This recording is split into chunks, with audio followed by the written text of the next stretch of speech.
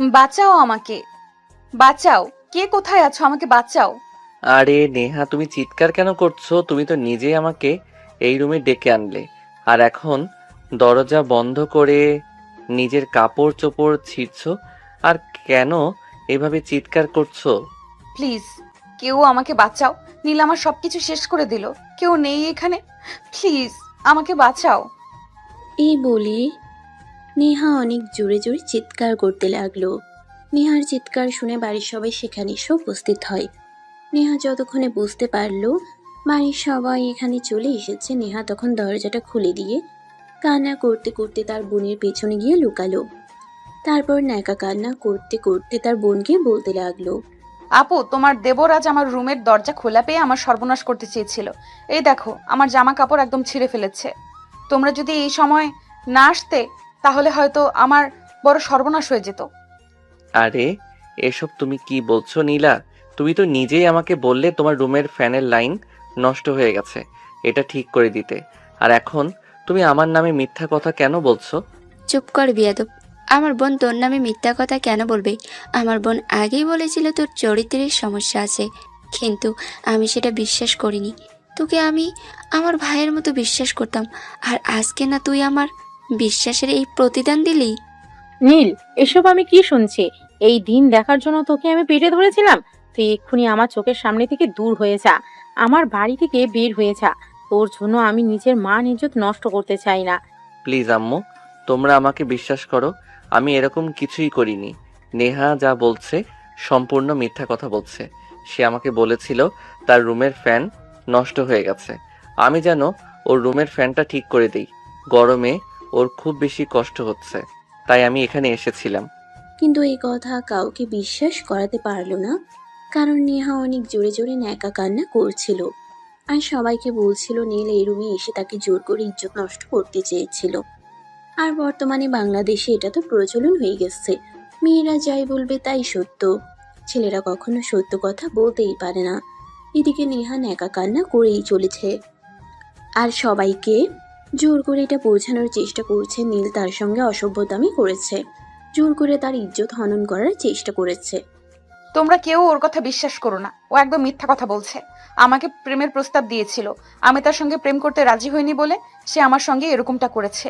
In fact আমি যখন ভার্সিটিতে যেতাম তখন সে আমাকে তার সঙ্গে বাইকে যেতে বলতো, যাতে সে কোনো রকমে আমার শরীরের স্পর্শ করতে পারে। কিন্তু আমি তার মতটা বুঝতে পেরে তার প্রস্তাবে রাজি হইনি। কিন্তু আজকে রুমের দরজা খোলা রেখে রুমে বসে বই পড়ছিলাম, আর তখনই নীল এখানে চলে আসে। বাড়ির সবার মধ্যে তখন একটা কানাঘুষা শুরু হয়ে গেল। আসলে এই বাড়িতে নীলকে তেমন কেউ একটা দেখতে পারে না।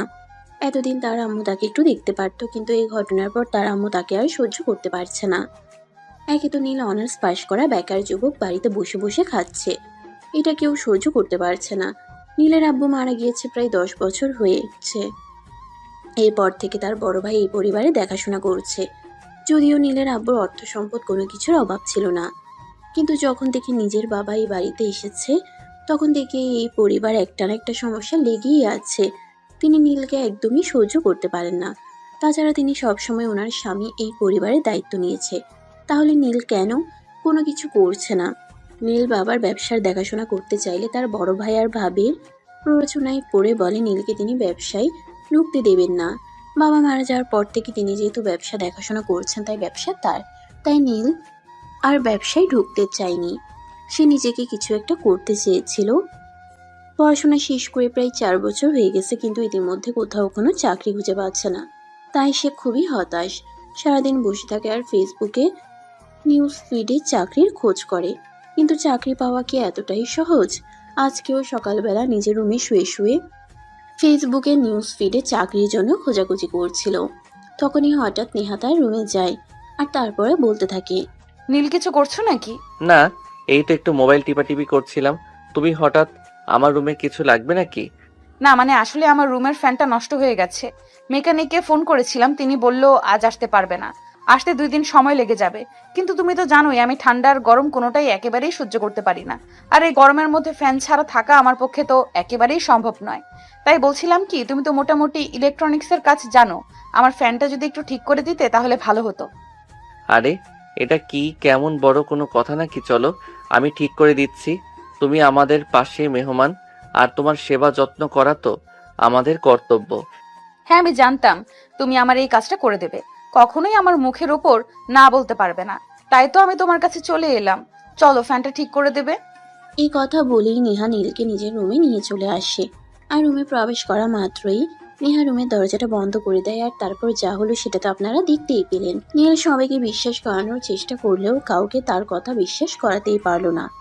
তার কারণে এই বাড়িতে একজন মানুষ ছিল যে তাকে বিশ্বাস করত। সেও এই ব্যাপারটা দেখার পর তাকে অবিশ্বাস করছে। তার ভাইয়া ভাবি তো তাকে সহ্যই করতে পারতো না। সেখানে তো বিশ্বাস করার কোনো প্রশ্নই ওঠে না। তখনই নীলের ভাবি কান্না করতে করতে নীলের ভাইয়াকে ফোন দেয়। আর বানিয়ে বানিয়ে অনেক কিছু বলে। নীলের ভাইয়া কিছুক্ষণের মধ্যেই বাড়িতে ফিরে আসে। ড্রয়িং রুমে মোটামুটি একটা মিটিং বসেছে। নীলকে যেভাবেই হোক এই বাড়ি থেকে বের করতেই হবে।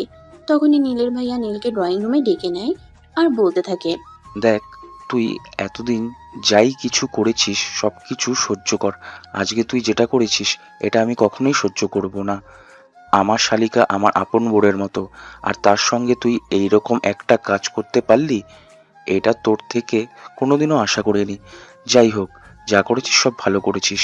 এখন চুপচাপ এই বাড়ি থেকে বের হয়ে চলে যা, আর কোনোদিনও এই বাড়িতে আসবি না। ভাইয়া প্লিজ, তুমি অন্তত বিশ্বাস করো আমি এরকম কিছুই করিনি। চুপ কর, তোর এই কলঙ্কিত মুখে আমাকে আর ভাই বলে ডাকবি না। আমি তোর ভাই হই না, আমি তোর কেউই হই না। তুই এক্ষুনি বাড়ি থেকে বের হয়ে চলে যা, আর কখনো এই বাড়িতে ফিরে আসবি না।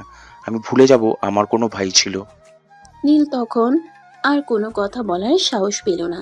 কান্না করতে করতে নিজের রুমে গিয়ে নিজের কয়েকটা জামা কাপড় আর নিজের সম্বল বলতে সার্টিফিকেটগুলো গুছিয়ে নিল। লাগেজটা নিয়ে রুম থেকে বের হতে যাবে তখনই নেহা তার আপুকে দেখিয়ে বলতে থাকে, আপু, ওই দেখো দেখো, কত বড় লাগেজ নিয়ে বাড়ি থেকে বের হচ্ছে। মনে হয় বাড়ি থেকে সোনা দানা সবকিছু চুরি করে নিয়ে যাচ্ছে। কথাগুলো নীলের কান পর্যন্ত পৌঁছে গেল, কারণ নেহা এই কথাগুলো নীলকে শুনিয়ে শুনিয়ে বলছিল। কথাগুলো শোনা মাত্রই নিজের দুই চোখ দিয়ে অঝোর ধারায় পানি পড়তে লাগলো। নীল নিজেকে আর কোনোভাবে কন্ট্রোলে রাখতে পারছিল না। কাছের মানুষগুলো তাকে এইভাবে কষ্ট দেবে এটা তার কোনোদিন কল্পনাতেও ছিল না। সে তখন তার ভাবিকে বলতে লাগলো, দেখো ভাবি, তোমাদের বাড়ি থেকে সোনা দানা টাকা পয়সা নিয়ে যাওয়ার কোনো ইচ্ছে আমার নেই, কারণ আমি তো বেকার ছেলে। তবে আমার মাকে তোমাদের কাছে রেখে যাচ্ছি। আমি তো বেকার, আমার মাকে কামাই করে খাওয়াতে পারবো না। যদি কোনো দিন পয়সার মুখ দেখতে পারি তাহলে অবশ্যই আমার মাকেও আমি আমার সঙ্গে নিয়ে যাব। যে কয়দিন তোমাদের সঙ্গে আছে প্লিজ আমার মাকে কষ্ট দিও না। এই শোন, তোর এত নীতি কথা শোনার কোনো সময় আমার নেই। তোর লাগেজটা আমাকে দে, আমি চেক করব। আমার মনে হয় তুই এখান থেকে টাকা পয়সা সোনা গয়না চুরি করে নিয়ে যাচ্ছিস। তোকে কোনো বিশ্বাস নেই। এই বলে রিয়া নীলের হাত থেকে লাগেজটা নেয় এবং সেটা চেক করতে থাকে। নীল তখন চুপচাপ দাঁড়িয়ে সবকিছু দেখতে থাকে। তার কিছু করার নেই। নীলা সবকিছু উল্টেপাল্টে দেখলো, কোনো কিছুই পেল না। তখন মুখটা কালো করে সেখান থেকে চলে গেল।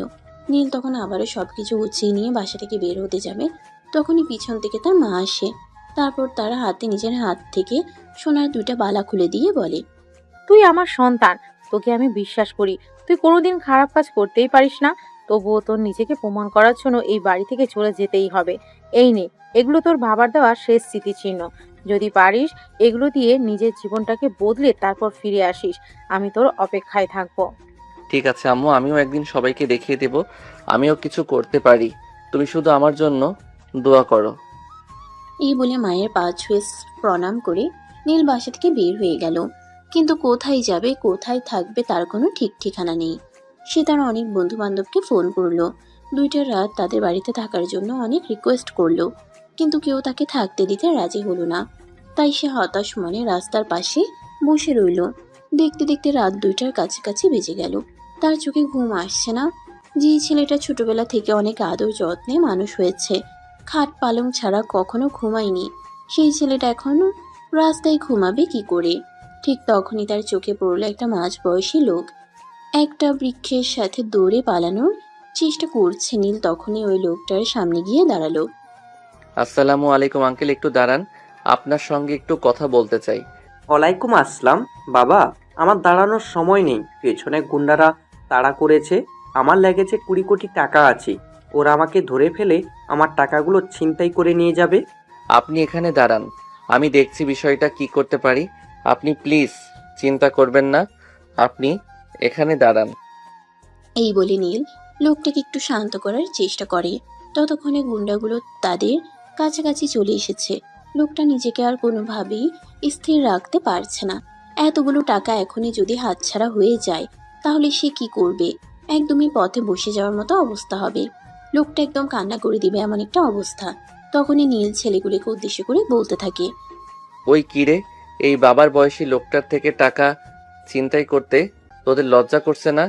এই চুপচাপ এখান থেকে সরে যা, আমাদের পথে বাধা হয়ে দাঁড়াস না, তাহলে কিন্তু তোকে তোর নিজের জীবনটা দিয়ে দিতে হবে। দেখ, জীবনটা 2 দিনের দিয়ে দিতে হলে দিয়ে দিব, তাতে আমার কোনো সমস্যা নেই, কিন্তু তোরা যেটা করছিস এটা কিন্তু বড্ড অন্যায়। এটা আমি আমার চোখের সামনে কখনোই হতে দেব না। দেখ, তোকে শেষবারের মতো বলছি, আমাদের পথ থেকে সরে দাঁড়া, তা না হলে কিন্তু এর পরিণাম খুব খারাপ হবে। তাই বুঝি? আমাকে মেরে ফেলবি? মেরে ফেল, এমনিতেও আমার বেঁচে থেকে কোনো লাভ নেই, মরে গিয়েও যদি একটু শান্তি পাই। এই বলে নীল তখনই পাশে থাকা একটা বাঁশের খুঁটি নিয়ে ছেলেগুলোর সঙ্গে মারপিট করতে শুরু করে। নীল একাই এই 4টা ছেলেকে একদম দফারফা করে দেয়। নীলের মার খেয়ে ছেলেগুলো কোনো রকম নিজের জীবন নিয়ে ছুটে পালায়।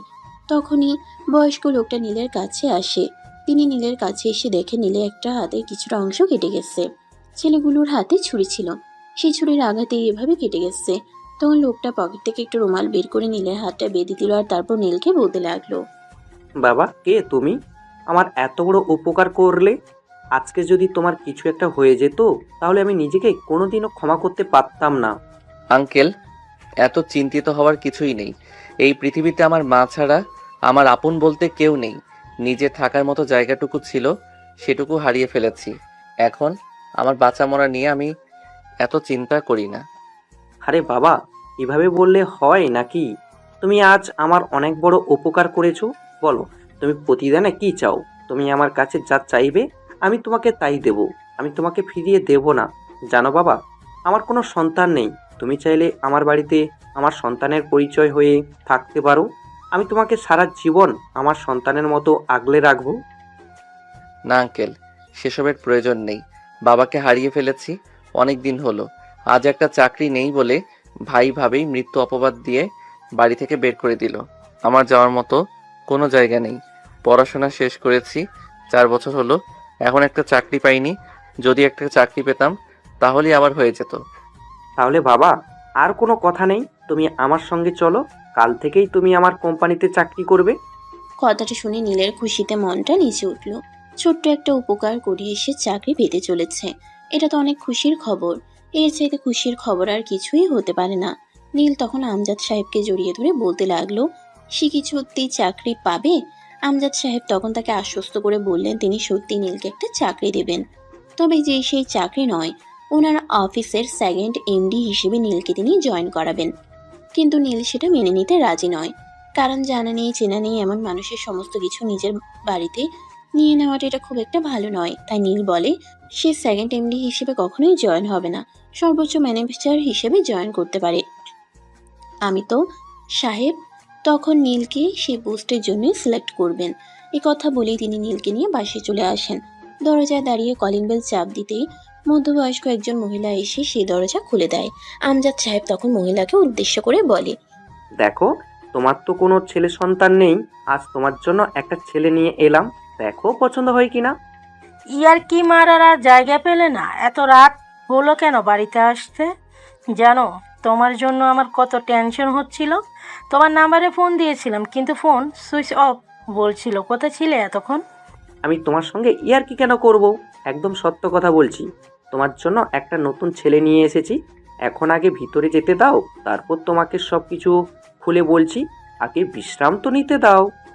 এই কথা বলে আমজাদ সাহেব নীলকে নিয়ে বাসার ভিতরে ঢুকে পড়লেন। বিশাল বড় একটা বাড়ি। এই সারা বাড়িতে দুজন মাত্র মানুষ থাকে, আমজাদ সাহেব আর ওনার স্ত্রী। আমজাদ সাহেব সারাদিন অফিস করেন, ওনার স্ত্রী সারাদিন বাড়িতে একাই থাকেন। এই বয়সে বিশ্রাম নেওয়ার বদলে সংসারের সমস্ত কাজ তিনি নিজ হাতে করেন। একটা মেয়ে ছিল, মেয়েকে বিয়ে দিয়েছে। মেয়ে কানাডা প্রবাসী, স্বামী সন্তানই ওখানেই থাকে।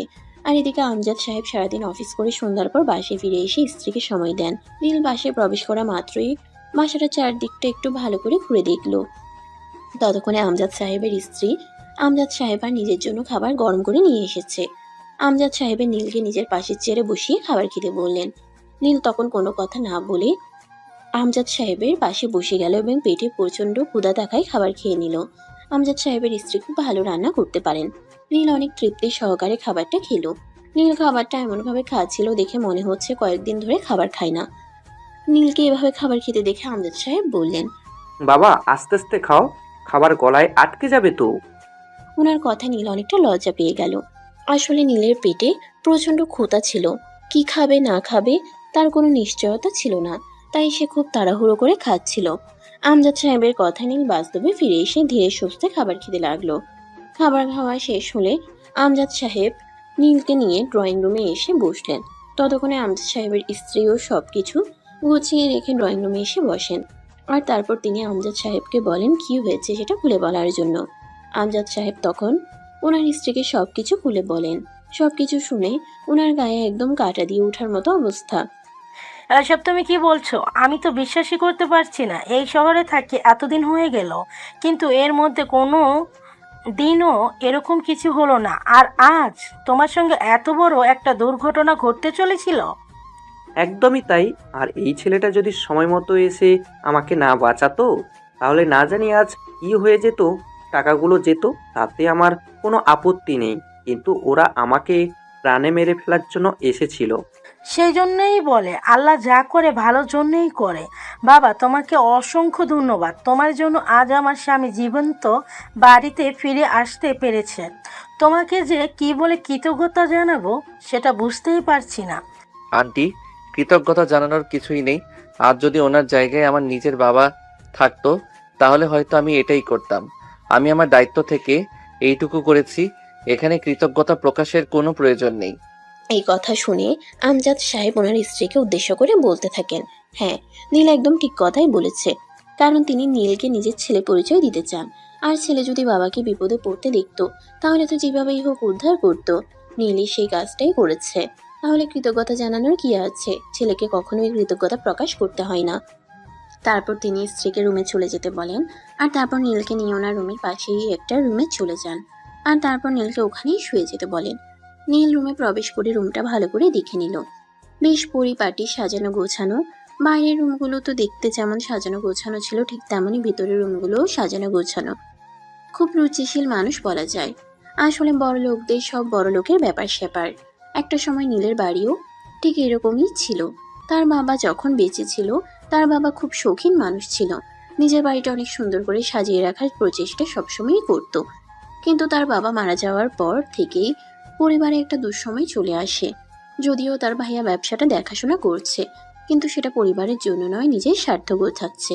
ব্যবসা থেকে যা ইনকাম আসে তার 90% তিনি নিজের পকেটে ঢুকিয়ে রাখেন, আর 10% ব্যয় করেন শুধুমাত্র পরিবারের জন্য। নীল এবং নীলের আম্মু এই ব্যাপারে কখনোই কোনো কিছু বলে না, কারণ সে ব্যবসা গুছিয়ে পরিবারটাকে দেখছে, এটাই সবচাইতে বড় কথা। তার কাছে কখনো কোনো কিছু জিজ্ঞাসা করলেও সে আরো 5টা কথা শুনিয়ে দিত। সে এই ব্যবসাটার দেখাশোনা করছে, পরিবার চালাচ্ছে, এটাই কি বড় কথা নয়? তাহলে তার কাছে কেন টাকার হিসাব দেওয়া হবে? এই কথা শোনার পর থেকে নীল এবং নীলের আম্মু কেউই নীলের ভাইয়ার কাছে টাকার হিসাব কিংবা ব্যবসার বিষয়ে কোনো কিছু জিজ্ঞাসা করতো না। সে নিজের মতো করে সবকিছু পরিচালনা করত। নিজের বউয়ের জন্য প্রতি মাসেই নতুন নতুন গয়না কিনে আনতো, কিন্তু মায়ের জন্য কখনো একটা শাড়ি কিনে আনার টাকাও তার কাছে থাকতো না। যদিও এই ব্যাপারে তার মায়ের কোনো অভিযোগ ছিল না, কারণ অভিযোগ করবেন কার কাছে? ছেলে যখন মায়ের কথা শুনে না, তখন ছেলের কাছে কোন ব্যাপারে অভিযোগ করা তো বিলাসিতা মাত্র। এভাবেই যা ছিল দিনগুলো। কিন্তু তারপরেও কোনো অভিযোগ করা না পড়েও এত বড় একটা ঝড় বয়ে গেল। নীল এই কথাগুলোই মনে মনে ভাবছিল। তখনই নীল শুনতে পাই, কি ব্যাপার বাবা, তুমি এখনো ঘুমাওনি? রুমের লাইট এখনো জ্বলছে যে? হ্যাঁ আঙ্কেল, এই তো ঘুমিয়ে যাচ্ছি। আপনি আবার কেন উঠে আসতে গেলেন? তখন তিনি বলতে থাকেন তিনি পানি খাওয়ার জন্য রুম থেকে বের হয়েছিলেন। আর তখনই নীলের রুমে লাইট দেখতে পান। তাই তিনি নীল ঘুমিয়েছে কিনা সেটাই দেখতে আসেন। আর এসে তিনি দেখতে পান নীল এখনো ঘুমোয়নি। নীল তখন ওনাকে চলে যাওয়ার জন্য বলে এবং বলে কিছুক্ষণের মধ্যে এসে ঘুমিয়ে যাবে। অতঃপর তিনি চলে যান। নীল রুমের লাইট অফ করে দরজাটা আটকে দিয়ে ঘুমিয়ে পড়ল। পরের দিন সকাল 8টার দিকে আমজাদ সাহেবের স্ত্রীর ডাকে নীলের ঘুম ভাঙল। ঘুম থেকে উঠেই নীল ফ্রেশ হয়ে নিল। ব্যাগে থাকা তার জামা কাপড়ের মধ্যে থেকে একটা শার্ট আর একটা প্যান্ট পরে নিল। ততক্ষণে আমজাদ সাহেবও ঘুম থেকে উঠে ফ্রেশ হয়ে নাস্তার টেবিলে চলে এসেছেন। তিনি নীলকে নাস্তা করবার জন্য ডাকতে লাগলেন। নীল কিছুক্ষণের মধ্যেই নাস্তা টেবিলে চলে আসে। তারপর তিনজনে মিলে একসঙ্গে নাস্তা করে নেয়। তারপর আমজাদ সাহেব ওনার স্ত্রীকে উদ্দেশ্য করে বলতে থাকেন উনি আজ নীলকে নিয়ে অফিসে যাবেন। এই কথা শুনে আমজাদ সাহেবের স্ত্রীও অনেকটাই খুশি হন আর নীলকে বলেন, বাবা, তোমার জন্য অনেক দোয়া আর আশীর্বাদ রইল। আমাদের কোনো ছেলে সন্তান নেই। যদি মেয়েটা জন্ম হওয়ার পর অনেক চেষ্টা করেছিলাম, কিন্তু ডাক্তার বলেছিল আমি যদি দ্বিতীয়বার মা হওয়ার চেষ্টা করি তাহলে আমার মরে যাওয়ার আশটা অনেক বেশি। তাই তোমার আঙ্কেল আর কোনো রিস্ক নিতে চায়নি, কিন্তু আল্লাহ চাইলেও তো সবই সম্ভব। তিনি চেয়েছেন বলেই তো আজ তুমি আমার ঘরে এসেছ। আমি চাই আজ থেকে তুমি আমাকে মা আর আমার স্বামীকে বাবা বলে ডাকো। কিন্তু কোনো কিন্তু নয় বাবা, তুমি আমাদেরকে বাবা মা বলে ডাকলে আমাদের আত্মা শান্তি পাবে। ঠিক আছে, আপনারা খুশি হলে আমি তাই করব। এই বলে নীল তাদের দুজনকে সালাম করে নিল। আর তারপর আমজাদ সাহেব নীলকে নিয়ে বাসা থেকে বেরিয়ে পড়লেন।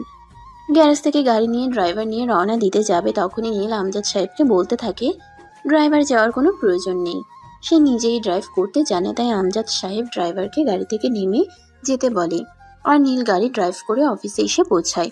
অফিসে এসে পৌঁছানো মাত্রই সবাই যেন ভূত দেখার মতো অবাক হয়ে আমজাদ সাহেব আর নিজের দিকে তাকিয়ে আছে, কিন্তু কেউ কোনো কিছু জিজ্ঞাসা করতে পারছে না। আমজাদ সাহেব নীলকে নিয়ে সোজা নিজের কেবিনে চলে আসলেন। তিনি নিজের চেয়ারে গিয়ে বসলেন আর নীল ওনার সামনে চেয়ারে বসতে বললেন। নীল চেয়ারে বসা মাত্রই আমজাদ সাহেব কাকে যেন একটা ফোন করলেন আর নিজের কেবিনে আসতে বললেন। কিছুক্ষণের মধ্যেই আমজাদ সাহেবের কেবিনে একটা মেয়ে প্রবেশ করে। আসসালামু আলাইকুম। গুড মর্নিং স্যার, আপনি আমায় ডেকেছেন?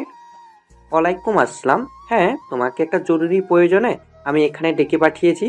ওই যে আমার সামনে দেখতে পাচ্ছ ছেলেটা, ও আজ থেকে আমাদের কোম্পানির ম্যানেজার হিসেবে জয়েন করবে এবং ওকে সব কাজ বুঝিয়ে দেওয়ার দায়িত্ব তোমাকে দিলাম। আশা করি তুমি তোমার দায়িত্ব ভালোভাবে পালন করবে। হ্যাঁ স্যার, অবশ্যই। আপনি কোনো চিন্তা করবেন না, আমি সব কিছু খুব ভালোভাবেই ওনাকে বুঝিয়ে দিব। নীল, তুমি ওর সাথে যাও এবং কোনো সমস্যা হলে অবশ্যই আমাকে জানাবে, আমি সমাধান করে দেওয়ার চেষ্টা করব। ওকে বাবা, ঠিক আছে। এই বলে নীল মেয়েটার সঙ্গে উঠে যেতে লাগলো।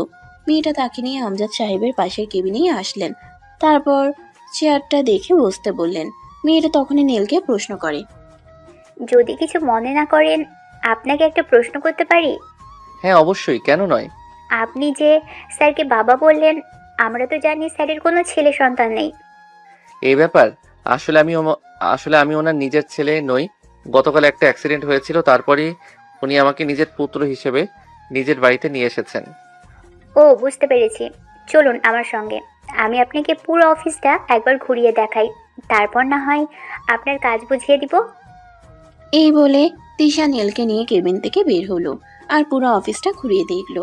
অফিসের সবার সঙ্গে পরিচয় করিয়ে দিল আর তারপর এই নীলকে নিয়ে আবারও তার কেবিনে চলে আসলো আর নীলের সমস্ত কাজ বুঝিয়ে দিল। এরপর নীলের দিনগুলো ভালোই চলতে লাগলো, কিন্তু দুর্যোগ চলে আসলো তার ভাইয়ার জীবনে।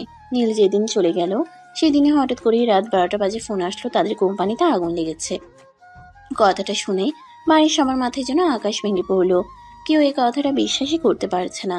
যেখানে আগুনের কোনো ছিটেফোঁটা নেই সেখানে আগুন লাগতে পারে কি করে? সবার মাথায় যেন আকাশ ভেঙে পড়লো। কেউ ভাবতে পারছে না হঠাৎ করে এরকমটা হতে পারে কি করে। নীলের ভাই মাঝরাতেই গাড়ি নিয়ে বাসা থেকে বের হন আর দৌড়ে ফ্যাক্টরির সামনে চলে যান। ফ্যাক্টরির সামনে দাঁড়িয়ে থাকে। তিনি দেখতে থাকেন ধাউ ধাউ করে আগুন জ্বলছে, দাউ দাউ করে সবকিছু শেষ হয়ে যাচ্ছে। তিনি আর কিছুই ভাবতে পারছিলেন না। মুহূর্তের মধ্যেই ওখানে লুটিয়ে পড়লেন। সকালবেলা তিনি নিজেকে হসপিটালে আবিষ্কার করলেন। তার স্ত্রী আর তার মা তার পাশে বসে আছে। তার মা অনবরত কান্না করেই চলেছে, কিন্তু স্ত্রীর মুখে কোনো চিন্তার ছাপটুকু পর্যন্ত নেই। জ্ঞান ফিরতেই সেটা শুভর স্ত্রী লক্ষ্য করে আর শুভকে বলে, তোমার শরীর এখন কেমন আছে? ফ্যাক্টরি পুড়ে যাচ্ছে তো, যাচ্ছে, তোমাকে ওখানে কেন যেতে হবে? এইগুলো তুমি কি বলছো? আমার আর আমার বাবার এতদিন পরিশ্রমের ফল এইভাবে পুড়ে গেল। তোমরা কি একটুও কষ্ট লাগছে না? আমি কি নিয়ে থাকবো? আমার তো সবকিছুই শেষ হয়ে গেল। কেন আর 5টা ছেলে যেভাবে অন্যের চাকরি করে তুমিও সেভাবে চাকরি করবে? এত হাই হতাশ করার কি আছে? আচ্ছা শোনো, আমার বাবা ফোন করেছিল, আমাকে একটু বাড়িতে যেতে হবে। আমার বাবার শরীরটা অনেক খারাপ, তাই কিছুদিন ওখানেই থাকবো। এই বলে রিয়া সেখান থেকে কারোর কোনো উত্তরের অপেক্ষা না করেই হসপিটাল থেকে বের হয়ে চলে গেল। এদিকে শুভ নিজের স্ত্রী চলে যাওয়া দেখছিল, কোনো কিছুই বলতে পারছিল না। এই অবস্থায় তার স্ত্রী কি করে পারলো তাকে ফেলে রেখে চলে যেতে, এটাই মনে মনে ভাবছিল। তখনই তার মা তার পাশে এসে বসে তার মাথায় হাত রেখে বলতে থাকে, বাবা তুই কোনো চিন্তা করিস না, নিশ্চয়ই আল্লাহ কিছু একটা ব্যবস্থা করে দেবে। আগে তুই সুস্থ হ। না, আমাদের তো সবকিছুই শেষ হয়ে গেল। এখন আমরা কি করব? যা হয় দেখা যাবে, এত চিন্তার কিছু নেই। তুই আগে সুস্থ হ, তুই বেঁচে থাকলে সব কিছুই ফিরে আসবে। এত টেনশন করিস না, আল্লাহ আমাদের জন্য নিশ্চয়ই ভালো কিছু করবে। এই কথা বলে তিনি ছেলের মা তার পাশে বসে ছেলের মাথায় হাত বুলিয়ে দিতে থাকেন। এদিকে শুভ চিন্তায় শেষ হয়ে যাচ্ছে, কোটি কোটি টাকার বিজনেস সবকিছুই শেষ হয়ে গেল। এখন সে কিভাবে কি করবে? আর এদিকে তার স্ত্রী তাকে এমন অবস্থায় ফেলে রেখে চলে গেল। অপরদিকে নেহা ভার্সিটিতে পড়াশোনা করে। ভার্সিটি বন্ধ ছিল তাই কিছুদিনের জন্য বোনের বাড়িতে বেড়াতে গেছিল, আর সেখানে গিয়ে এই অঘটন ঘটালো। ভার্সিটি খোলা হয়ে যাওয়ায় নেহা নিজের বাড়িতে ফিরে আসে আর ভার্সিটিতে যাওয়া আসা শুরু করে। সেদিন সকালবেলা ভার্সিটিতে যাচ্ছিল, তখনই হঠাৎ পিছন থেকে সিনিয়র ক্লাসের একটা ছেলে তাকে ডেকে পাঠায়। নেহা ছেলেটার কথার কোনো পাত্তা না দিয়ে সেখান থেকে চলে যাচ্ছিল।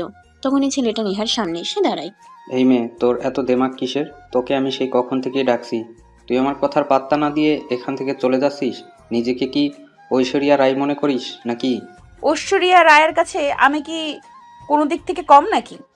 দেখ, আমাকে একদম দেমাগ দেখাবি না। দেমাগ দেখানো আমি একদম পছন্দ করি না। শোন, তোকে যেটা বলার জন্য ডেকেছি, আজ আমার সঙ্গে পার্টিতে যাবি, নাইট ক্লাবে। কথাটা শুনেই নেহা কপাল কুঁচকে ছেলেটার দিকে তাকালো। সিনিয়র ক্লাসের একটা ছেলে, যেখানে নম্র ভদ্র আচরণ করার কথা জুনিয়রদের সাথে, সেখানে কিনা জুনিয়র ক্লাসের একটা মেয়েকে নিজের সঙ্গে নাইট ক্লাবে যাওয়ার প্রস্তুতি দিচ্ছে। এই কথা শুনে নেহার আগে খটখট করতে থাকে। ছেলেটাকে কোনো উত্তর না দিয়ে সেখান থেকে সোজা প্রিন্সিপালের কেবিনে চলে গেল, আর তারপর ছেলেটার নামে প্রিন্সিপালের কাছে বিচার দিল। কিন্তু নেহা গুণা করেও জানতো না প্রিন্সিপালের কাছে এই ছেলেটার নামে বিচার দেওয়ায় তার জীবনে কাল হয়ে দাঁড়াবে। নেহা প্রিন্সিপালের কেবিনে ছেলেটার নামে বিচার দিয়ে আসা মাত্রই প্রিন্সিপাল স্যার ওই ছেলেটাকে ডেকে পাঠায়, আর ওই ছেলেটা জানতে পারে নেহা তার নামে বিচার দিয়েছে। ছেলেটা ভার্সিটির সিনিয়র, 4 বছর ধরে সেকেন্ড ইয়ারে পড়াশোনা করছে, এখনো পরীক্ষায় পাশ করতে পারে না। বড়লোক বাবার বিগড়ে যাওয়া ছেলে, আধিপত্য দেখানোই যেন তার একমাত্র নেশা। পড়াশোনা করা সেরকম কোনো ব্যাপার না, আধিপত্য দেখাতেই ভার্সিটিতে আসে। প্রতিদিন ভার্সিটিতে কেউ নতুন নতুন মেয়ে নিয়ে নাইট ক্লাবে যাওয়া, তাদের নিয়ে মজ মাস্তি করা, সারা রাত আমোদ ফুর্তি করে সকালবেলা মেয়েটাকে রেপ করা, এটাই তার নিত্যদিনের কাজ। তার এই অপমান সহ্য করতে না পেরে কোনো কোনো মেয়ে তো আত্মহত্যা করে, আর কোনো কোনো মেয়ে এগুলোকে মেনে নিয়ে জীবনটাকে এনজয় করে। সবাই তো আর নিজের জীবনটাকে বিপন্ন করে দিতে চায় না, কেউ কেউ তো বেঁচে থাকতেও চায়।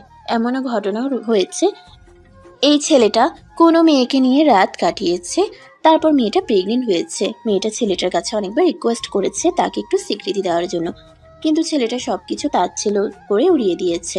অবশেষে মেয়েটার সন্তান পেটে নিয়েও আত্মহত্যা করেছে। নেহা ভার্সিটি ছুটি হওয়ার পর ক্লাসরুম থেকে বের হবে, তখনই রাজ নেহার সামনে এসে দাঁড়ায়। নেহা রাজকে দেখেও না দেখার ভান করে পাশ কাটিয়ে চলে যেতে চাইছিল।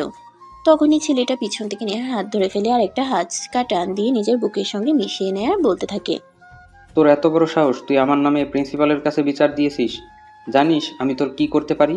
এত কিছু জানার কোনো সময় আমার হাতে নেই, আমার হাতটা ছাড়ো। যদি না ছাড়ি কি করবি তুই? এত কিছু জানার কোনো সময় আমার হাতে নেই, আমার হাতটা ছাড়।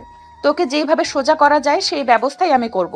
প্রয়োজন হলে তোর নামে মামলা করব, জেলের ভাত খাইয়ে ছাড়বো। তুই কি আমাকে আর 5টা মেয়ের মতো মনে করেছিস নাকি? আমি এতই সস্তা? ওমা, তাই নাকি? তুই কি হীরের টুকরোর মতো দামি নাকি? এই কথা বলে রাজ আর তার বন্ধুরা সবাই মিলে হাসাহাসি করতে লাগলো। নেহা এই বিষয়টা একদমই সহ্য করতে পারলো না, মুখটাকে ভেঙে দিয়ে সেখান থেকে চলে গেল। এদিকে রাজ এটা একদমই সহ্য করতে পারলো না, তাকে ইগনোর করা, তাকে অবহেলা করা এত বড় দুঃসাহস। এই অবস্থা দেখে রাজের বন্ধুরা তাকে উস্কানি দিতে থাকে। আর বন্ধুদের উস্কানি শুনে রাজ মনে মনে ঠিক করে নেহাকে আজকেই শায়েস্তা করবে। রাজ তার বন্ধুদেরকে নিয়ে নেহার বাসায় খোঁজ লাগায় এবং কিছুক্ষণের মধ্যেই নেহার বাড়ির ঠিকানা খুঁজে নেয়। রাত 12টা বাজে, নেহা নিজের রুমে ঘুমাচ্ছে। তখনই হঠাৎ কেউ একজন নেহার রুমের ব্যালকনিতে বারান্দায় চলে আসে। নেহা সেটা টের পেয়ে বিছানা থেকে উঠে বসে আর বলতে থাকে। কে ওখানে? ততক্ষণে রাজ রুমের ভিতরে চলে এসেছে। রাজ নেহার কাছাকাছি এসে নেহার মুখটা চেপে ধরে বলতে থাকে। তোকে বলেছিলাম আমার সঙ্গে নাইট ক্লাবে যাওয়ার জন্য, তাহলে যা হওয়ার সেখানেই হয়ে যেত, মানুষ কোনো কিছু টেরই পেত না। তবে এখন আমি তোর বাসায় চলে এসেছি, যা করার তোর বাসাতেই করব। তারপর তুই কি করিস সেটাই আমার দেখে নেওয়ার আছে। অসভ্য ইতর, লাফাঙ্গারের বাচ্চা, তোর এত বড় সাহস, তুই আমার বেডরুম পর্যন্ত চলে এসেছিস। চুপচাপ এক্ষুনি এখান থেকে বের হয়ে চলে যা বলছি, তা না হলে কিন্তু আমি সত্যি বলছি তোকে জেলের ভাত খাইয়ে ছাড়বো। তোর সেই অবস্থাটা থাকলে তো তুই আমাকে জেলের ভাত খাওয়াবি, আমি তো তোকে সেই সুযোগটাই দেবো না। কথাটা বলেই রাজ নেহাকে ধাক্কা দিয়ে বিছানার উপর ফেলে দিয়ে তারপর সেও লাফ দিয়ে নেহার উপরে শুয়ে পড়ে। নেহা মুখ খুলে চিৎকার করতে যাবে, তখনই রাজ তার মুখটা চেপে ধরে বলতে থাকে। চুপ, একদম চুপ। ভুলে যাস না তুই কিন্তু একটা মেয়ে। এখানে যদি কোনো কিছু হয় আর সেটা যদি জানাজানি হয় তাহলে মান-ইজ্জত তোর যাবে, আমার কিন্তু ঠুটিও কেউ ধরতে পারবে না। নেহা কান্না করতে থাকে আর তার কাছে ক্ষমা চাইতে থাকে, বারবার তাকে ছেড়ে যাওয়ার জন্য রিকোয়েস্ট করতে থাকে। রাজ ছেলেটাই এরকম, যখন কোনো মেয়ের নেশা তাকে পেয়ে বসে সে ওই মেয়েটাকে এত সহজে ছেড়ে দেয় না। সেখানে নেহা তো তাকে অপমান পর্যন্ত করেছে, তাহলে সে নেহাকে ছেড়ে দিবে কিভাবে? সে কোনোভাবেই নেহাকে ছাড়বে না। নেহার গালে ঠাস করে একটা থাপ্পড় বসিয়ে দিয়ে বলতে থাকে, নেহা যদি আর একটুও কথা বলে তাহলে সে নেহার সঙ্গে যে কাজকর্ম করছে সেগুলো ভিডিও ফুটেজে তৈরি করে ফেসবুকে ছেড়ে দেবে। নেহা তখন কি করবে কিছুই বুঝতে পারছে না। রাজের থেকে নিজেকে ছাড়ানোর জন্য প্রাণপণে চেষ্টা করছে, কিন্তু একটা পুরুষ মানুষের শক্তির কাছে পেরে ওঠা কি এতটাই সহজ? তার উপর সে যদি হয় প্লেবয় টাইপের, তাহলে তো কথাই নেই। রাজ নেহার শরীরের হিংস্র হাতের ন্যায় থাবা বসাতে লাগলো। নেহা সহ্য করতে পারছিল না, দুই চোখ দিয়ে অনবরত পানি ঝরছিল। রাজ তার সারা শরীরে কামড়ে ক্ষতবিক্ষত করে দেয়, তারপর নিজের মনস্কামনা পূর্ণ করে নেহাকে ছেড়ে দেয়। নেহার শরীরে একটা সুতোর ছিটে ফোটাও ছিল না। রাজ নেহাকে ছেড়ে দিয়ে নিজের কাপড় চোপড় ঠিক করতে থাকে। নেহা বিছানার চাদর টেনে নিয়ে নিজের শরীরটা ঢাকার বৃথা চেষ্টা চালাতে থাকে। তখনই রাজ বলতে থাকে, এবার আমিও দেখে নেব তোর অহংকার কোথায় যায়। এত অহংকার না তোর, আমাকে অ্যাভয়েড করিস। নেহা কান্না করেই চলেছে। এসব কথা যেন তার কানের সীমা অবধি পৌঁছচ্ছে না। সে বারবার রাজকে বলছে রাজ কেন তার এত বড় ক্ষতি করলো। সে তো রাজের কোনো ক্ষতি করে নাই, তাহলে কেন করলো সে এরকম? তখনই তার প্রতি উত্তরে বলে, অহংকারী মেয়ে তার পছন্দ নয়। নেহা তাকে অহংকার দেখিয়েছে বলেই সে নেহার সঙ্গে এটা করতে বাধ্য হয়েছে। এই বলে রাজ নেহার রুম থেকে বের হয়ে চলে গেল। এইদিকে নেহা কান্না করেই চলেছে। ফজরের আজান দিয়ে দিয়েছে। নেহা কি করবে কিছুই বুঝতে পারছে না। সারা শরীর ব্যথায় অবচেতন হয়ে আছে। নিজের শরীরটাকে নাড়ানো চালানোর মতো ক্ষমতাটুকু হারিয়ে ফেলেছে নেহা। সারা শরীরে কামড়ের দাগ স্পষ্ট হয়ে আছে। পুরুষালী শক্ত হাতের কামড়, এগুলো কি সহজে ডেবে যাবে? ফজরের আজান শুনে নেহা নিজে শরীরের কাপড়টা একটু কোনো রকমে ঠিক করে নিল। তারপরেও বিছানাতে বসে বসে কান্না করতে লাগলো। গালে গলায় এমনকি সারা শরীরের কামড়ের দাগ দেখা যাচ্ছিল। সকাল 10টা বাজে। রিয়া নেহাকে ভার্সিটি যাওয়ার জন্য ডাকতে আসে। রিয়া রুমে এসে দেখে নেহা বিছানার উপর বসে বসে কান্না করছে। তার বিছানা, রুম, চল সবকিছুই অগোছালো। তার কারণ জিজ্ঞাসা করতে যাবে, তখনই রিয়া দেখতে পায় বিছানার উপর বসে বসে কান্না করছে। তখনই সে নেহাকে প্রশ্ন করে কি হয়েছে। নেহা তখন সবকিছুই তাকে খুলে বলে। রিয়া তখন মাথায় হাত দিয়ে বসে পড়ে। এত বড় সর্বনাশ কিভাবে হয়ে গেল সে কিছুই ভাবতে পারছে না। এদিকে তার বাবা অসুস্থ, অন্যদিকে তার স্বামী হসপিটালে, এদিকে আবার নেহার সঙ্গে এত বড় একটা দুর্ঘটনা হয়ে গেল। সবকিছুই কি দুর্ঘটনা নাকি অন্য কিছু? কিছুই বুঝতে পারছে না রিয়া এবং নেহা। দুই বোন একসঙ্গে বসে কান্না করতে লাগলো। তাদের সঙ্গে কেন হচ্ছে এরকম? এদিকে দেখতে দেখতে সকাল ঘনিয়ে দুপুর হয়ে গেল। দুই বোন তখন রুমে বসে বসে কান্না করছিল। তখন রিয়া নেহাকে বলে, দেখো, যা হবার হয়ে গেছে, এটা নিয়ে চিন্তা করার কিছুই নেই। এটা শুধুমাত্র একটা অ্যাক্সিডেন্ট। এই অ্যাক্সিডেন্টে মনে নিয়ে বসে থাকলে তো হবে না, নতুন করে নতুন কিছু চিন্তা করতে হবে, অতীত ভুলে যেতে হবে। কিন্তু নেহা কান্না করতেই থাকে। তবে কি এগুলো নীলের অভিশাপ? ইচ্ছে করে এরকম করেছিল বলেই কি তার সঙ্গে আজ এটা হয়েছে? এগুলো ভাবতে ভাবতে কান্না করতে থাকে নেহা। রিয়া তখন তাকে জোর করে ওয়াশরুমে নিয়ে যায় আর ফ্রেশ করিয়ে দেয়। এরপর প্রায় 1 সপ্তাহ চলে গেল। এদিকে শোভা মোটামুটি সুস্থ হয়েছে। তার আম্মু তাকে নিয়ে বাসায় চলে এসেছে, রিয়াকে ফোন করেছে বাসায় আসার জন্য। রিয়া তখন তাকে সবকিছু খুলে বলে। শুভ এই সবকিছু শুনে একদম প্রস্তুত হয়ে পড়ে। এটা কি করে হয়ে গেল সে কিছুই ভাবতে পারছে না। শুভ তখন নিজেই রিয়াদের বাসায় গেল। নেহা এই কয়দিনের মধ্যে একবারে রুম থেকে বের হয়নি। রিয়া তার সমস্ত কিছুর দেখাশোনা করছে।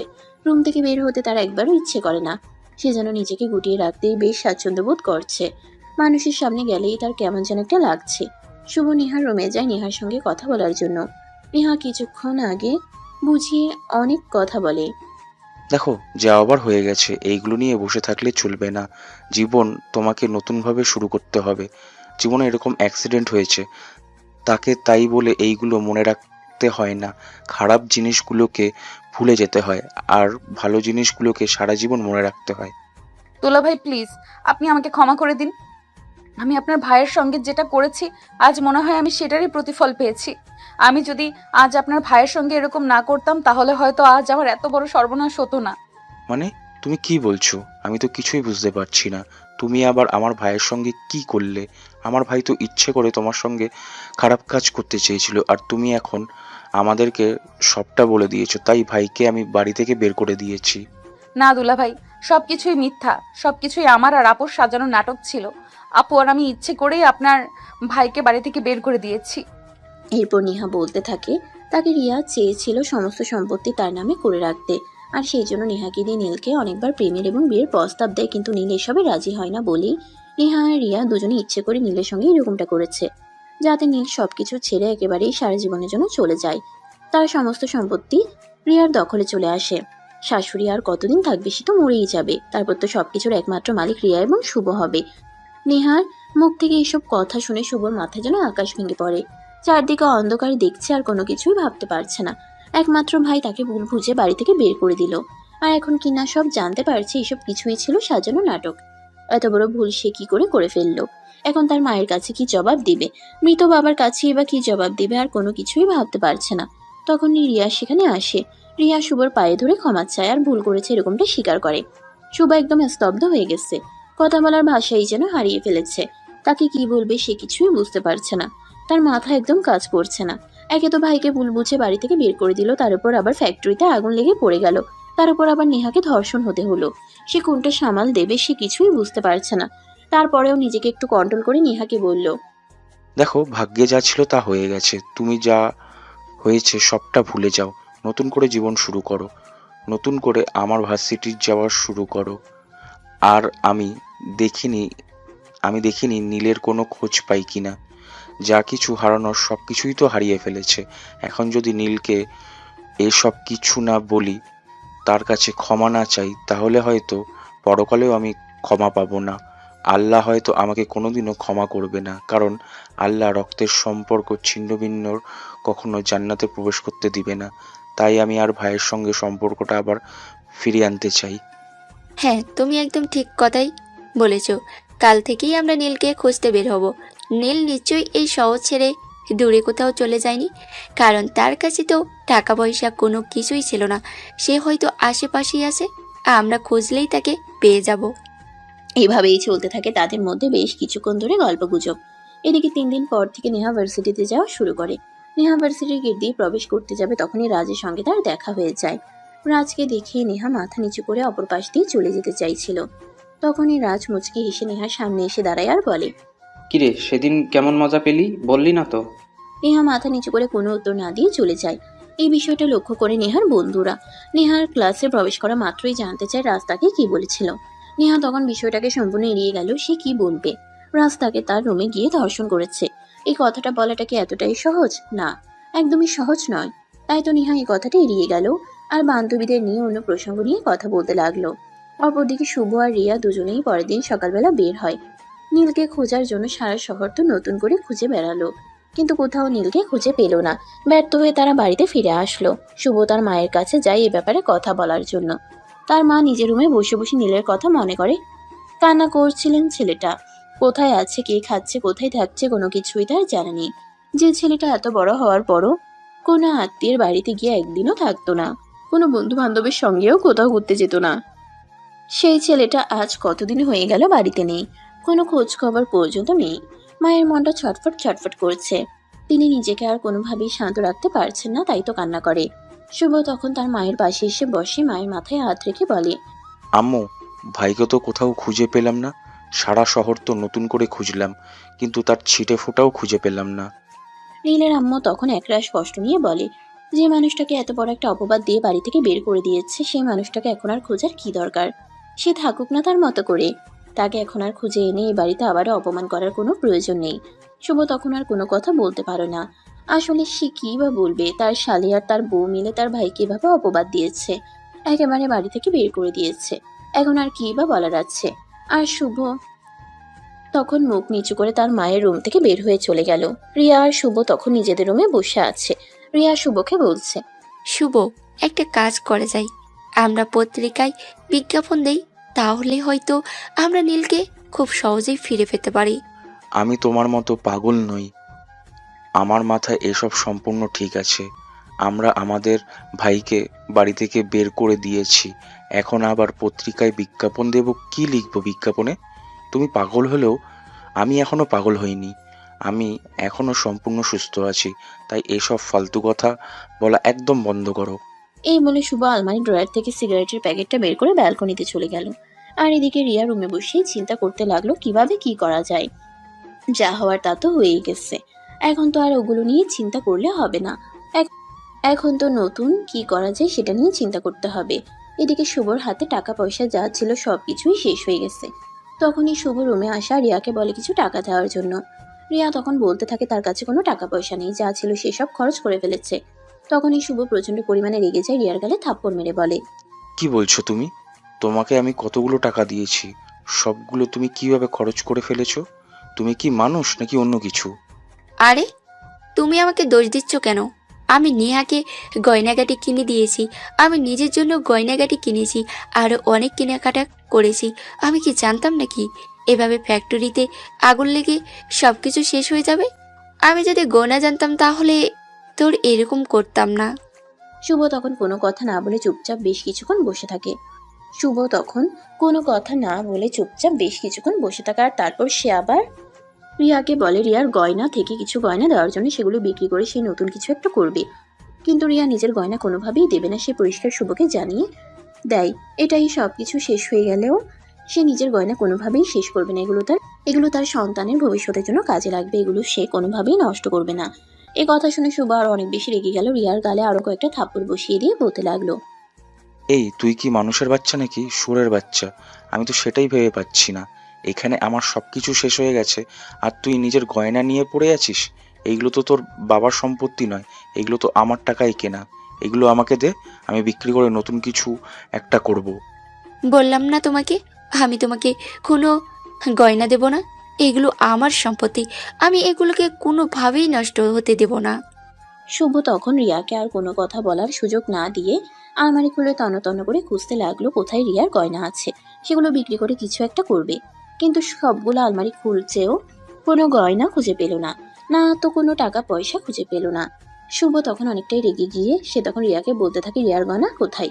রিয়া তখন বলে তার সমস্ত গয়না তার বাবার বাড়িতে আছে, ফ্যাক্টরিতে আগুন লেগেছে।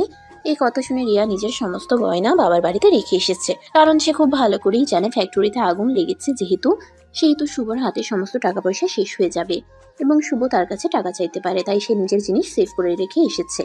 শুভ তখন কি বলবে কিছুই ভেবে পায় না। স্ত্রীকে মারলে তো আর টাকা পয়সা আসবে না, তাই সে দিনের কাছে গিয়ে বসে এবং রিয়াকে বুঝিয়ে বলতে থাকে তার থেকে কিছু গয়না এনে দেওয়ার জন্য, গয়না বিক্রি করে কিছু একটা করার জন্য। কিন্তু রিয়া তার কথাই অনড়, সে কোনোভাবেই নিজের গয়না দেবে না। শুভ তখন আর কিছুই করতে পারলো না, চুপচাপ ব্যালকনিতে গিয়ে আবারও সিগারেট খেতে লাগলো আর ভাবতে লাগলো কিভাবে কি করা যায়, কিছু তো একটা করতেই হবে। কিন্তু সে ভেবে কোনো কুল কিনারা পেল না।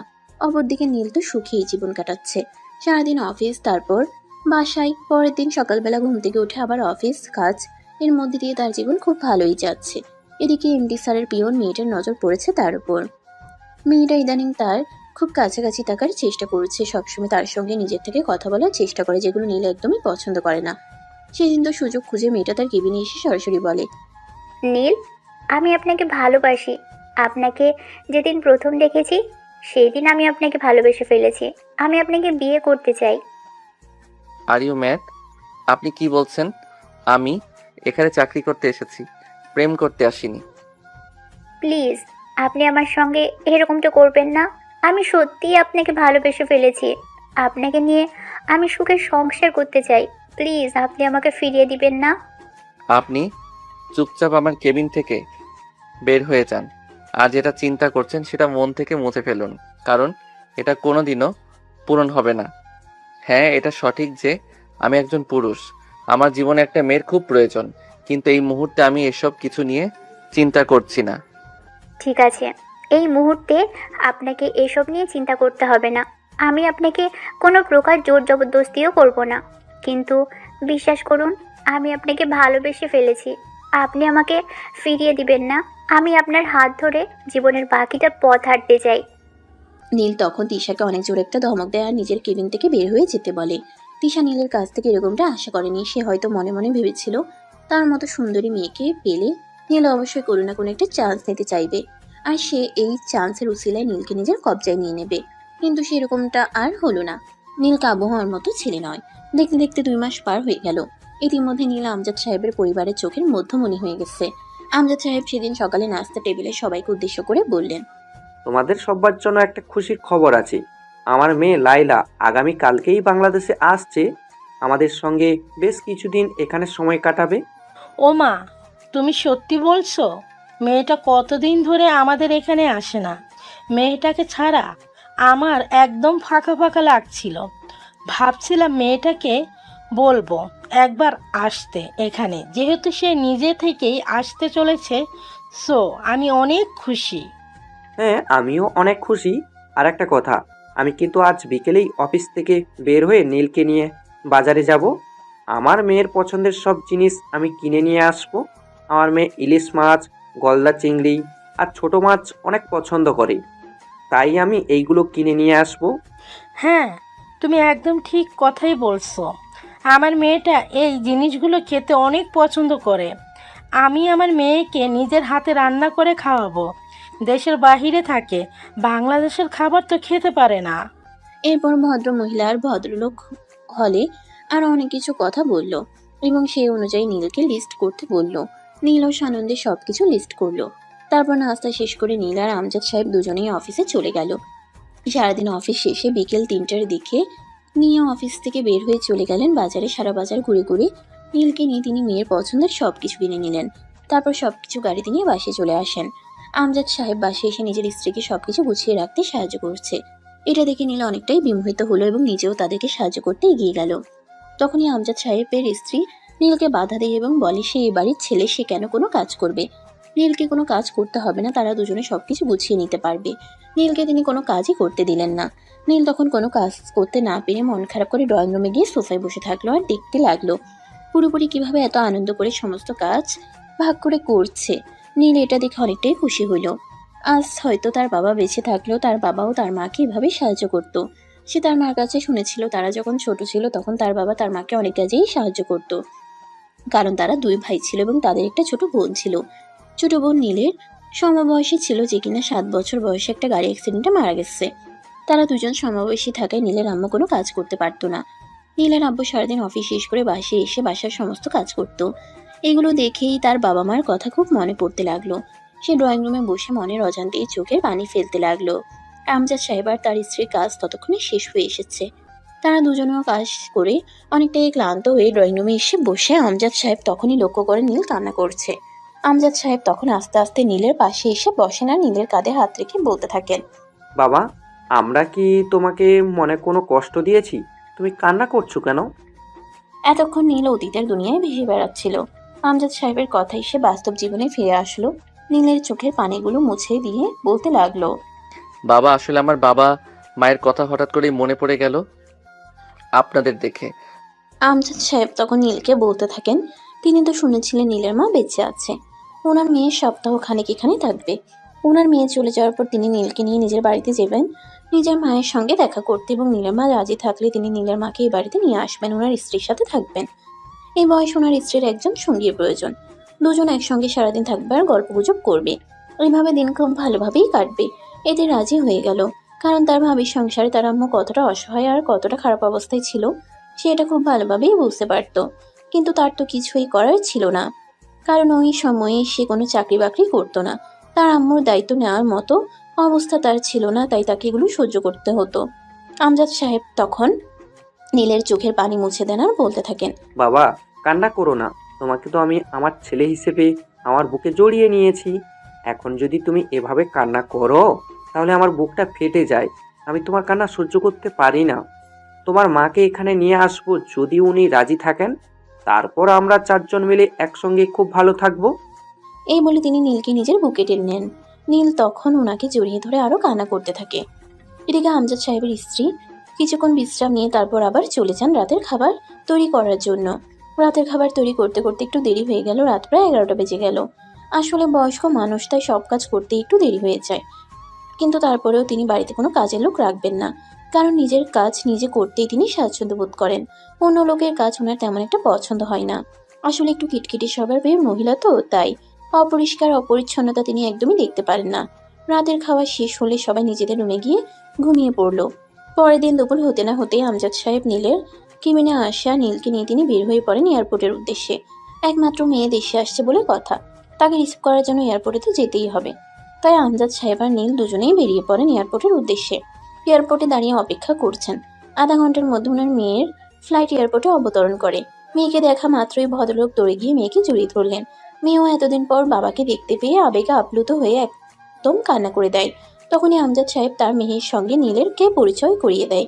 মেয়েটাও বড় ভালো মনের মানুষ, সেও খুব ভালোভাবেই বাবার নতুন ছেলেকে আপন করে নেয় আর তাকে জড়িয়ে ধরে একদম কান্না করে দিয়ে বলতে থাকে, একটা ভাই ছিল না তার, অনেক শখ করার পরেও কিন্তু এখন একটা ভাই পেয়েছে, সে সত্যি ভাগ্যবান। এই বয়সে এসেও নতুন ভাইয়ের দেখা পেল। নীল তাকে পা ছুঁয়ে সালাম করলো এবং তাদেরকে নিয়ে বাসে চলে আসলো। এরপর দেখতে দেখতে 1 সপ্তাহ সময় কেটে গেল। ইতিমধ্যে তারা অনেক ঘোরাঘুরি, আনন্দ উল্লাস, খাওয়া দাওয়া সবকিছুই করেছে। ভদ্রলোক আর ভদ্র মহিলা নিজের মেয়েকে কাছে পেয়ে খুব ভালোই সময় কাটিয়েছে। তবে সেই ভালো সময়টা বেশি দিন থাকলো না। দেখতে দেখতে মেয়ের চলে যাওয়ার সময় ঘনিয়ে আসলো। আসলে যারা প্রবাসে থাকে তাদের জীবনটা এরকমই। মেয়েকে বিদায় দেওয়ার বেলায় দুজনের চোখ দিয়েই অনবরত পানি পড়ছে। একমাত্র মেয়েকে এত দূরে রাখার যন্ত্রণাটা কি সেটা তারাই বুঝতে পারেন, কিন্তু কিছুই করার নেই। তাকে তো আর বেঁধে রাখা যাবে না, তাকে তো বিদায় দিতেই হবে, তাই তাকে বিদায় দিতে হলো। মেয়েকে এয়ারপোর্টে বিদায় দিয়ে আমজাদ সাহেব বাড়িতে এসে বসে বসে কান্না করছেন। তখনই নীল আমজাদ সাহেবের পাশে এসে বসে আর বলে, বাবা, তুমি না আমাকে নিজের সন্তান মনে করো? তোমার এক সন্তান ধরে চলে গিয়েছে তো কি হয়েছে? আমি তো তোমার কাছে আছি। প্লিজ এভাবে মন খারাপ করে থেকো না, আমার খুব খারাপ লাগে। কথাটা শুনেই আমজাদ সাহেব আরো অনেক জোরে কান্না করে দেন আর নীলকে জড়িয়ে ধরে বলতে থাকেন, মেয়েরা মায়ের প্রতিচ্ছবি হয়। উনি ছোটবেলায় মাকে হারিয়েছেন। মেয়েটা হওয়ার পর ভেবেছিলেন মেয়েটাকে নিজের কাছেই রেখে দেবেন, কিন্তু প্রকৃতির নিয়মটা উল্টো। মেয়েকে তো বিয়ে দিতে হয়, মেয়েকে সারা জীবন বাবার ঘরে রাখা যায় না, তাই তো মেয়েকে বিয়ে দিয়ে পর করে দিতে হলো। তখনই তিনি বলতে থাকেন তিনি পরের দিনই নীলের মায়ের সঙ্গে দেখা করতে যাবেন এবং নীলের মাকে এখানে নিয়ে এসে নীলকে বিয়ে করিয়ে এই বাড়িতে নতুন একটা মেয়ে নিয়ে আসবে। কথাটা শুনে নীল অনেকটা লজ্জা পায়। লজ্জায় তার মুখটা লাল হয়ে গেছিল। সে ওই মুহূর্তে ওইখানে আর এক মুহূর্ত না থেকে দৌড়ে নিজের রুমে চলে গেল। এটা দেখে আমজাদ সাহেব আর ওনার স্ত্রী মুচকি মুচকি আসতে লাগলেন। পরের দিন সকালবেলা ঘুম থেকে উঠে আমজাদ সাহেব আর ওনার স্ত্রী দুজনেই তৈরি হয়ে গেলেন। নীল তখনও নিজের রুমে ঘুমাচ্ছিল, তাই আমজাদ সাহেব আর ওনার স্ত্রী দুজনে মিলে ঘুম থেকে ডেকে তুললো আর তারপর নীলকে তৈরি হতে বলল। নীলও মায়ের কাছে যাবে এটা শুনে অনেক খুশি হয় আর তাড়াহুড়ো করে ঘুম থেকে উঠে ফ্রেশ হয়ে তৈরি হয়ে নেয়। তারপর তিনজনে মিলে একসঙ্গে নাস্তা করে বাড়ি যাওয়ার জন্য বের হয়। প্রায় 4 মাস পর পরিচিত রাস্তায় গাড়ি চালাচ্ছে আর নিজের স্মৃতিগুলো চোখের সামনে ভেসে উঠছে। একদিন অপমান মাথায় নিয়ে মাথা নিচু করে বাড়ি থেকে বের হয়ে গেছিল, আর আজকে মাথা উঁচু করে বাড়িতে ফিরে আসছে। বাড়ির দরজায় কলিং বেল চাপ দিতেই নীলের ভাবি এসে দরজা খুলে দিল। নীলকে দেখেই তিনি বলতে লাগলেন, নীল, এতদিন তুমি কোথায় ছিলে জানো? সারা শহর তন্ন তন্ন করে তোমাকে খুঁজেছি, কিন্তু কোথাও তোমায় খুঁজে পাইনি। কোথায় ছিলে তুমি? আমাকে তো আপনাদের খোঁজার কোনো দরকার নেই। আমার মা কোথায়? আমি মায়ের সঙ্গে দেখা করতে এসেছি। এই কথা বলে রিয়াকে আর কোনো কথা বলার সুযোগ না দিয়ে নীল বাড়ির ভিতরে ঢুকে গেল। সেই সঙ্গে আমজাদ সাহেব এবং ওনার স্ত্রী দুজনেই নীলের পিছন পিছন বাড়িতে ঢুকলো। নীল বাড়িতে ঢুকেই সোজা তার আম্মুর রুমে চলে গেল। নীল তার আম্মুর রুমে গিয়ে দেখতে পেল তার আম্মু বিছানায় শুয়ে আছে। নীল তখনই তার আম্মুকে ডাক দেয়। ছেলের গলার পরিচিত আওয়াজ শুনে নীলের আম্মু বিছানা থেকে ধরফর করে উঠে বসেন আর তখনই নীলকে দেখে তিনি চিৎকার দিয়ে কেঁদে ওঠেন। বাবা, এতদিন তুই কোথায় ছিলি? আমাকে ফেলে কোথায় চলে গেছিলি? একবার ফোন দিয়ে তোর মায়ের খোঁজ নেওয়ার প্রয়োজন মনে করলি না? তখনই পিছন থেকে আমজাদ সাহেব বলতে থাকেন, সন্তান যখন তার নতুন বাবা মা পায় তখন আর পুরন বাবা মায়ের খোঁজ খবর রাখার প্রয়োজন মনে হয় না। কথাটা শুনেই পেছন ফিরে তাকান নীলের আম্মু। নীল তখন আমজাদ সাহেব আর ওনার স্ত্রীর সঙ্গে তার আম্মুকে পরিচয় করিয়ে দেয়। তারপর তারা সবাই মিলে সেখানে বসে অনেক গল্পগুজব করতে থাকে। কখন যে দুপুর গড়িয়ে বিকেল হয়ে গেল সেটা তাদের খেয়ালই ছিল না। এদিকে নীলের ভাবি নীল বাড়িতে এসেছে এই খবরটা সঙ্গে সঙ্গেই ফোন দিয়ে নেহাকে জানায়। নেহা খবরটা পাওয়া মাত্রই ছুটে চলে আসে নীলের বাড়িতে। নীলের আম্মা এতদিন পর ছেলে বাড়িতে ফিরে এসেছে সেই খুশিতে রান্নাঘরে গিয়ে ছেলের পছন্দের রান্না করেন তিনি। সবাই মিলে খাবার টেবিলে খাবার খেতে বসেছে। তখনই নেহা সেখানে এসে উপস্থিত হয়। নীলকে দেখা মাত্রই সে এসে দৌড়ে জড়িয়ে ধরে নীলকে বলতে থাকে। নীল প্লিজ, তুমি আমাকে ক্ষমা করে দাও। আমি যা করেছি তার জন্য আমি অনুতপ্ত। আরে ছাড়ুন আপনি, এখন আবার নতুন কি নাটক শুরু করেছেন? আমাকে ছেড়ে সরে দাঁড়ান। নীল প্লিজ, তুমি আমাদেরকে ক্ষমা করে দাও। তোমার সঙ্গে যা করেছি তার ফল আমরা পেয়ে গেছি। প্লিজ তুমি এখন আর আমাদের উপর অভিমান করে থেকো না। এখানে কি হচ্ছে কিছুই বুঝতে পারছে না আমজাদ সাহেব। তারপর তিনি নীলকে জিজ্ঞাসা করেন কি হয়েছে। নীল তখন সম্পূর্ণ বিষয়টা আমজাদ সাহেবকে খুলে বলে। সবকিছু শুনে আমজাদ সাহেব বলে, ক্ষমা একটি মহৎ গুণ, ক্ষমাকারীকে আল্লাহ তাআলা পছন্দ করেন। তাই তিনি নীলকে বলে নেহা এবং রিয়া দুজনকেই ক্ষমা করে দিতে। নীল তখন নেহা রিয়াকে বলে সে তাদেরকে ক্ষমা করে দিয়েছে। তখন আমজাদ সাহেব নীলকে বলে, নীল, তুমি তো আমাকে বাবা হিসেবে মেনে নিয়েছো, তাই নয় কি? হ্যাঁ, তা তো অবশ্যই। তাহলে আমি তোমাকে বাবা হিসেবে একটা কথা বলতে চাই, তুমি কি আমার কথাটা রাখবে? অবশ্যই, কেন নয়। আমি চাই তুমি এই মেয়েটাকে বিয়ে করো। কিন্তু বাবা। কোনো কিন্তু নয়। বাবা হিসেবে তোমার কাছে আদেশ মনে করলে আদেশ বলতে পারো, আবার অনুরোধ মনে করলে অনুরোধ বলতে পারো, তবে এটাই আমার শেষ কথা। নীল তখন আর কোনো কথা বলার সাহস পেল না। আমজাদ সাহেবকে বাবা বলে ডেকেছে, আর বাবার আদেশ পালন করা সন্তানের জন্য কর্তব্য। তাই সে নেহাকে বিয়ে করতে রাজি হয়ে গেল। তারপর আমজাদ সাহেব মহা ধুমধামের সঙ্গে নীল আর নেহার বিয়ের আয়োজন করে। নেহাকে বিয়ে পড়িয়ে আমজাদ সাহেব নীলের পরিবার সহ সবাইকে নিয়ে নিজের বাড়িতে চলে যান এবং তিনি নীলকে বলেন, আমার একটা পরিবার প্রয়োজন ছিল, আমি আমার পরিবার পেয়ে গেছি, এখন আর কিছুই চাই না। আজ থেকে আমার সমস্ত ব্যবসার দায়িত্ব আমি তোমার হাতে তুলে দিলাম, আমি কাজ থেকে সম্পূর্ণ অব্যাহত নিলাম। কিন্তু বাবা, আমি একা আসবো, সবকিছু সামলাতে পারবো না। তখন আমজাদ সাহেব বলেন যে একা একা কেন সবকিছু সামলাবে, শুভ আছে, রিয়া আছে, নেহা আছে, সে একা না পারলে 4 জন মিলে সবকিছু সামলাবে। কিন্তু তারপরও তিনি আর এই ব্যবসার দেখাশোনা করবেন না। এই বলে তিনি অ্যাডভোকেটকে ফোন করেন এবং সমস্ত কিছু নীলের নামে উইল করে দেন। অ্যাডভোকেট 2 দিন পরেই সবকিছু রেডি করে আমজাদ সাহেবের বাসায় নিয়ে আসেন এবং আমজাদ সাহেব সাইন করে সবকিছুর একমাত্র মালিক বানিয়ে দেন নীলকে। অপরদিকে নীল এখনো নেহাকে মন থেকে ক্ষমা করতে পারেনি, কারণ তার সঙ্গে যা হয়ে গেছে এরপর কাউকে মন থেকে ক্ষমা করে দেওয়া এতটাও সহজ নয়। তাই বিয়ের দিন পার হয়ে গেলেও নীল এখনো নেহার সঙ্গে একটা কথা পর্যন্তও বলেনি। সবার সামনে কথা বললেও রুমে এসে দুজন সম্পূর্ণ বিপরীতমুখী মানুষ হয়ে যায়। নেহা নীলের সঙ্গে কথা বলার অনেক চেষ্টা করলেও নীল সবসময় তাকে এড়িয়ে চলে। নেহা এই বিষয়টা নীলের আম্মুর সঙ্গে খুলে বলে। সবকিছু শুনে নীলের আম্মু নীলকে নিজের রুমে ডেকে নেয় আর বলে, নীল, তোমার কাছ থেকে কিন্তু এটা আমি কখনোই আশা করিনি।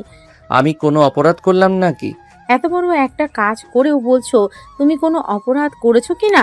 তোমার দুঃসাহস দেখে আমি অবাক না হয়ে পারছি না। তুমি এগুলো কি করে করেছো? আমি তো জানি না আমি সেরকম কিছু করেছি। এখন তুমি যদি বলো আমি কোনো অপরাধ করেছি, তাহলে তো অবশ্যই এটাও বলবে যে আমি কি করেছি।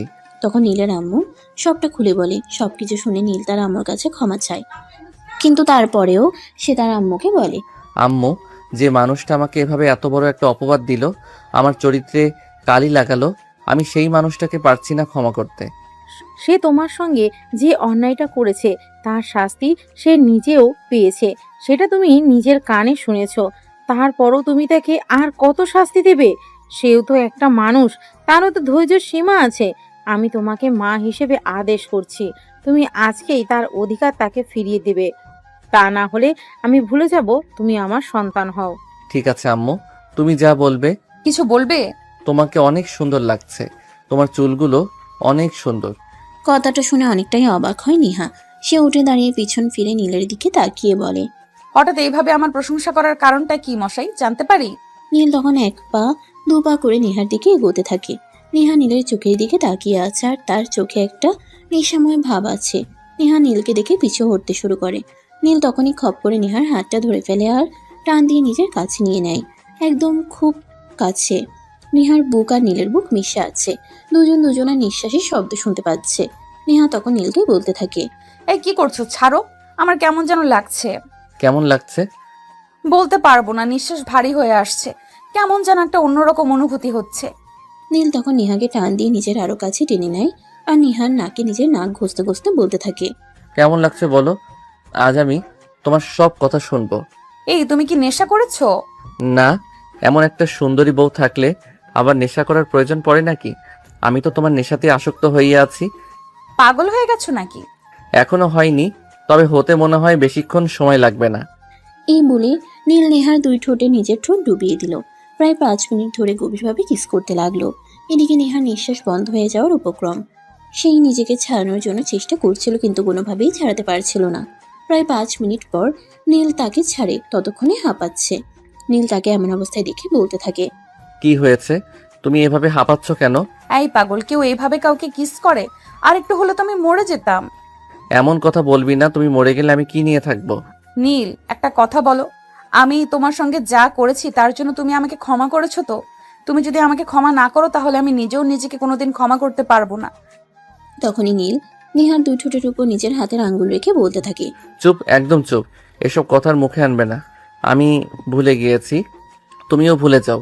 অতীত মনে রাখতে হয় না, অতীত ভুলে যেতে হয়। চলো আমরা অতীত ভুলে গিয়ে আমাদের জীবনটা নতুন করে সুন্দর করে শুরু করি। তুমি সত্যিই আমাকে ক্ষমা করে দিয়েছো? পাগলি, অনেক আগে ক্ষমা করে দিয়েছি। এখন চলো তোমায় একটু আদর করি। এই কথা বলে নীল নেহাকে কোলে নিয়ে বিছানায় এনে শুয়ে দেয়।